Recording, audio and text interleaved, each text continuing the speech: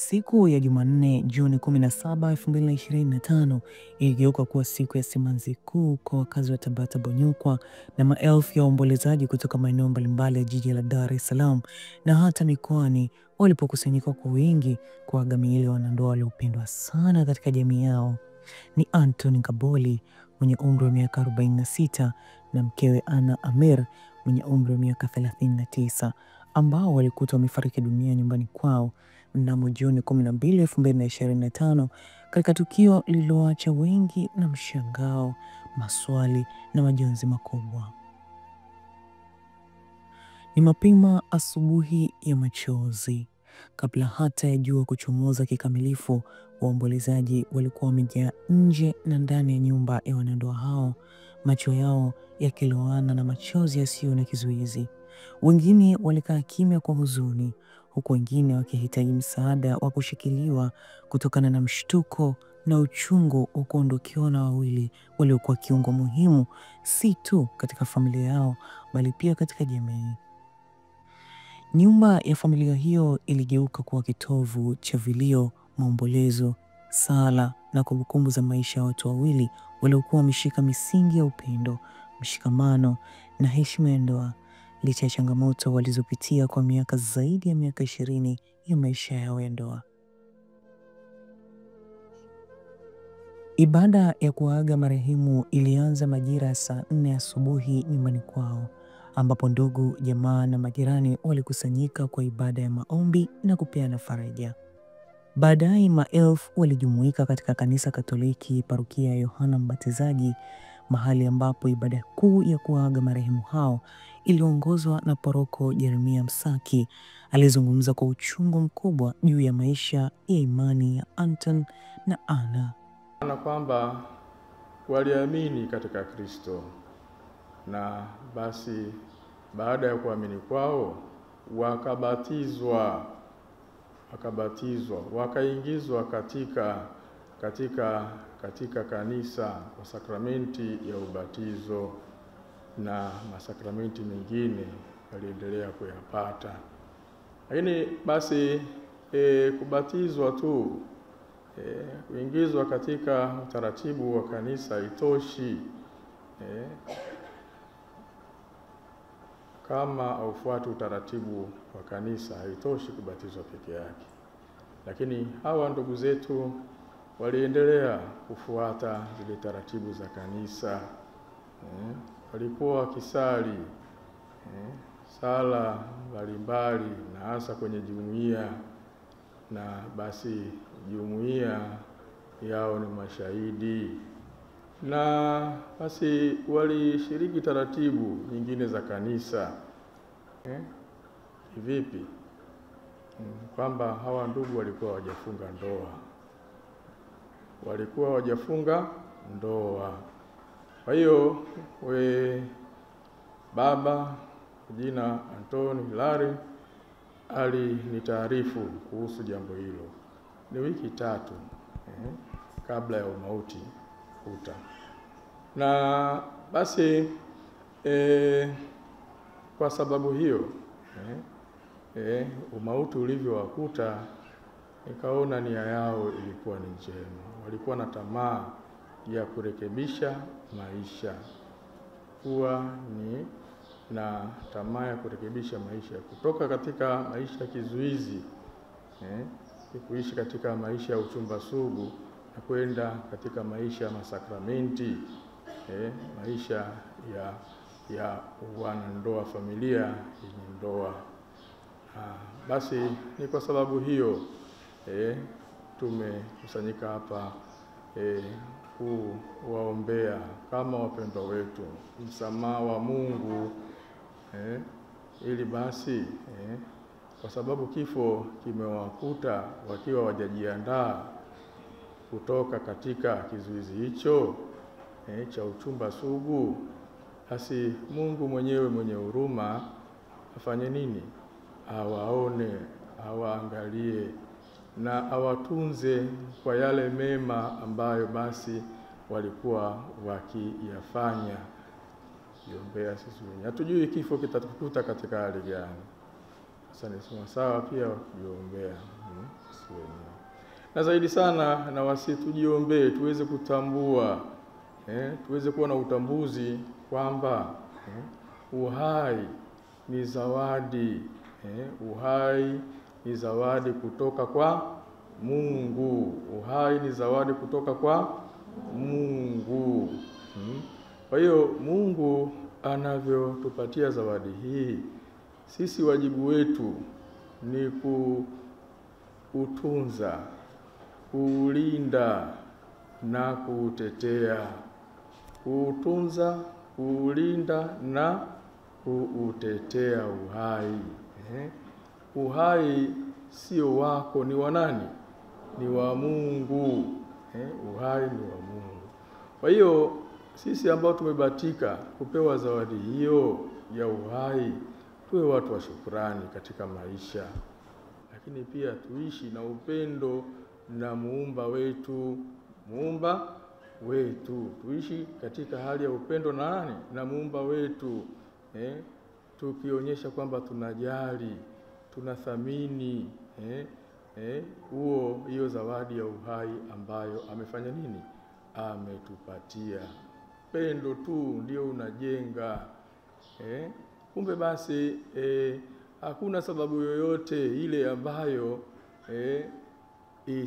inapaswa ikufanye uweza kufanya nini? Kuudhuru uhai. Usiwepo na sababu zozote zile. Hata kama kuna kuchukiana, kuna namna fulani ya pengine kuona maisha kama ni mzigo, kuna changamoto nyingi, lakini zisitufikishe katika kufanya nini? Katika kuudhuru uhai, kwa sababu sio nini? Sio wako. Kwa hiyo nawasihi ndugu zangu, tujiombee. Wakati tunaombea na sisi tujiombee hilo. Lakini lingine pia tuombe pia Mungu atuwezeshe kutumia huo uhai kuishi maisha safi. Kuishi maisha safi. Maisha ambayo yanampendeza nani? Maisha ambayo yanampendeza Mungu. Maisha ambayo yanampendeza Mungu. Tusiwe watu kama watu ambao tumejigairi. Sema ponda mali kufa waja. Tuwe watu wenye busara katika maisha. Tuwe watu wenye nini? Wenye busara katika maisha. Somo la Injili limetuambia somo la Injili limefanya nini? Limetuambia iweni. Somo la Injili tumesikia kwamba kuna wanawali wangapi? Wanawali 10. 5 kati yao walikuwa wenye busara. Na 5 walikuwa nani? Wapumbavu.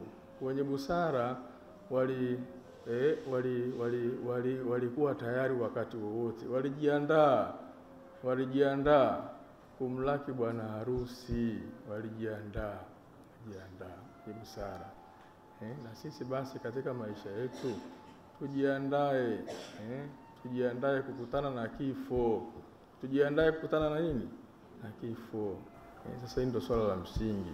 Tuwe watu ambao tuna busara katika maisha.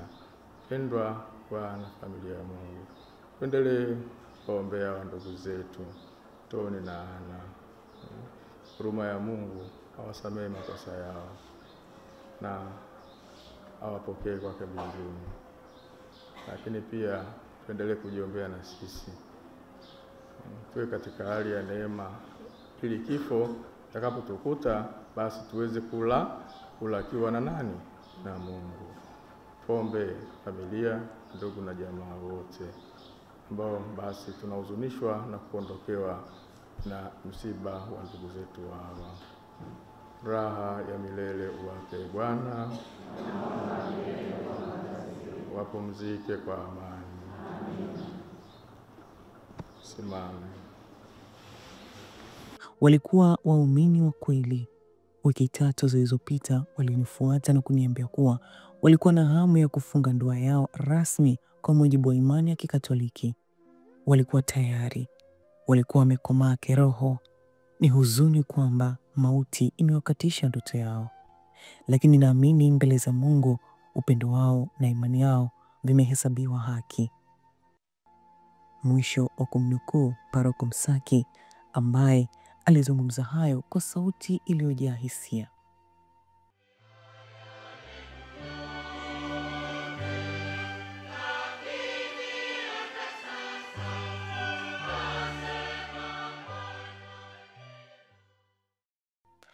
Waumini waliopanga foleni ndefu kutoa heshima zao za mwisho walionekana wakipiga magoti mbele ya majeneza, wakilia kimya kimya au kwa sauti, wakibubujikwa na machozi, wengine wakinong'ona sala, wengine wakiwa bado hawajaamini kama kweli Anton na Anna wametangulia mbele za haki. Anton aliyekuwa mfanyakazi katika sekta binafsi alijulikana kwa upole wake, busara na ukarimu wa hali ya juu. Anna aliyekuwa muuguzi katika kliniki ya karibu alikuwa mcheshi, mwenye moyo wa kusaidia na mpenda familia. Waliishi pamoja kwa zaidi ya miaka 20, wakilea watoto wao 5 katika misingi ya maadili, upendo na heshima. Wengi waliowafahamu wanandoa hao walielezea jinsi walivyokuwa mfano wa kuigwa, hasa katika uaminifu wao kwa familia na kwa jamii. Walifahamika kwa kusaidia majirani, kushiriki katika shughuli za kanisa na kuwa kimbilio kwa wengi waliokuwa na matatizo. Nuhu Msangi, baba mdogo wa marehemu Anton, alisimama mbele ya umati kwa sauti ya huzuni kuu na kusema, tumepoteza sio tu watoto wetu, bali watu waliokuwa msingi wa familia hii. Anton alikuwa nguzo, Anna alikuwa mwanga wa familia. Kama mila na desturi zetu zinavyosema, mwanamke anapoolewa huwa sehemu ya familia ya mume wake. Hivyo watoto wetu hawa watazikwa pamoja kwa heshima kama walivyoishi wakiwa wamoja.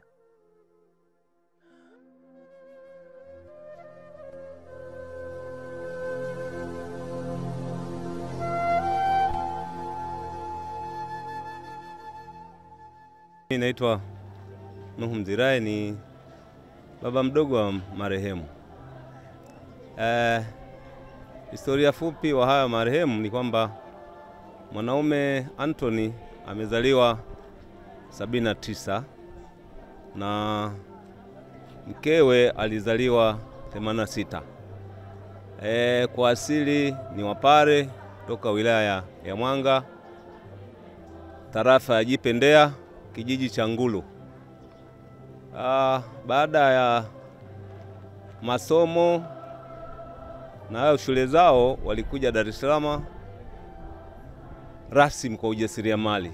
Kwa hiyo walikuwa wajasiriamali, baba alikuwa mjasiriamali na mama vile vile alikuwa mjasiriamali. Wana maduka kadhaa maeneo ya wanasema Mwananchi na Exeno kule na maeneo ya Migombani Tabata huko. Basi kama mlivyosikia, walirudi nyumbani mida ya saa 3, wakasalimia watoto wao, wakaingia ndani. Kilichoendelea kijulikani mpaka asubuhi tulipata taarifa kwamba wamevamiwa, wameuliwa.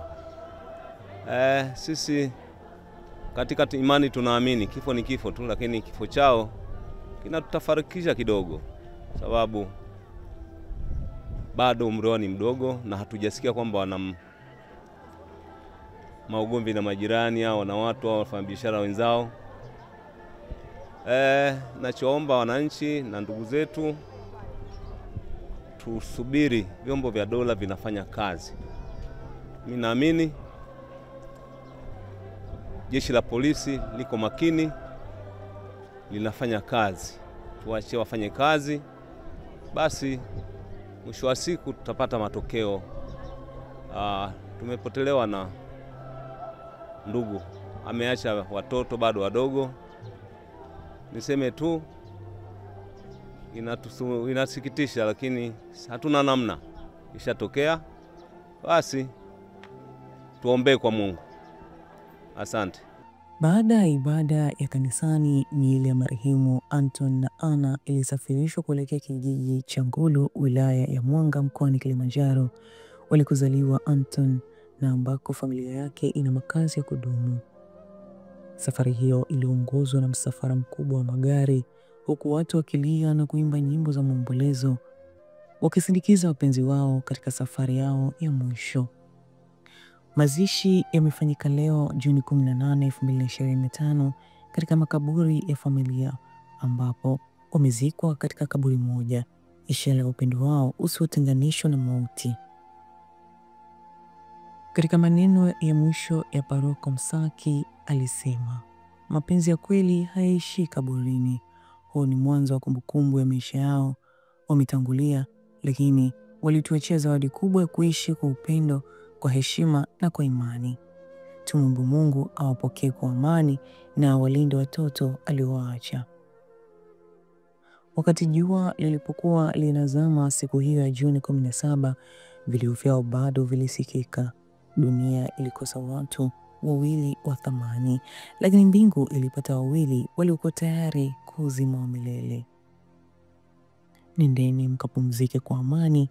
Mungu aondolee dhambi zenu na awape pumziko jema. Amen.